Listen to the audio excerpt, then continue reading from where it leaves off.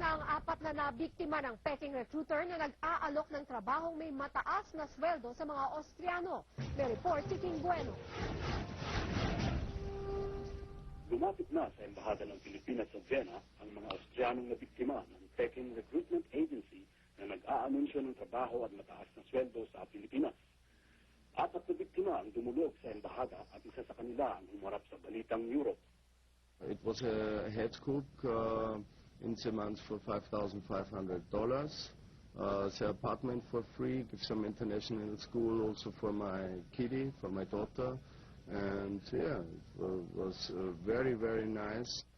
Base sa mga reklamo, ang taong nakausap ng mga aplikante ay malamang na isang Austriano o German na nagpakilalang si Konrad Gruber. He talked straight German, so I think he's from Germany. But can be also from Austria. Ginagamit ng nagpakilalang Gruber ang pangalan ng isang tanyag na foundation dito para makapanloko. We checked this advertisement and we found that the name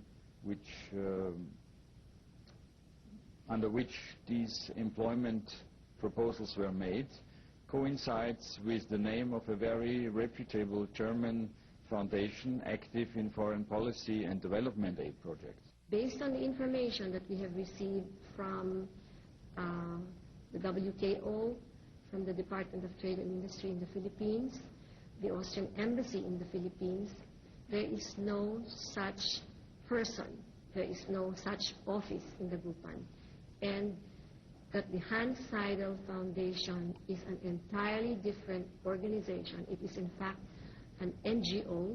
Bukod sa magandang offer, ayon kay Gilip Offer, gusto talaga niya makarating at makapagtrabaho sa Pilipinas. Kaya naman matapos ang ilang tawagan sa telepono, pinadala niya ang mga dokumento at iba pang requirements ng Peking ahensya. Nakumbinsi rin siyang ipadala sa pamamagitan ng Western Union ng pera kapalit umano ng pagproseso sa kanyang papeles at plane ticket. Matapos may padala ang pera, pinangakuan siya na ipapadala na ang plane ticket at mga papeles sa kanya. Pero dahil isang linggo na ay wala siyang natatanggap, muli niyang tinawagan ang numero. He called me and said if I have the number already, and I say I can give him, and I told him on the telephone. Sinubukan din kontakin ng Balitang Europe ang Peking recruiter sa harap ng kamera sa tulong ng isang Austriano na magpapanggap sa ng aplikante, pero hindi na nga sumasagot si Gruber. Muli namang nagbabala sa publiko ang embahada at mga otoridad ng Austria laban sa modus operandi. Para sa Balitang Europe, King Bueno, Vienna, Austria.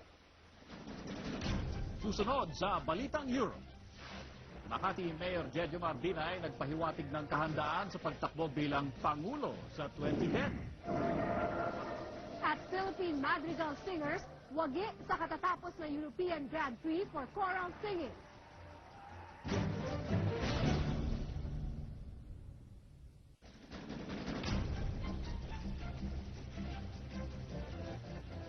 Sa London pa inihayag ni Opposition Leader Makati Mayor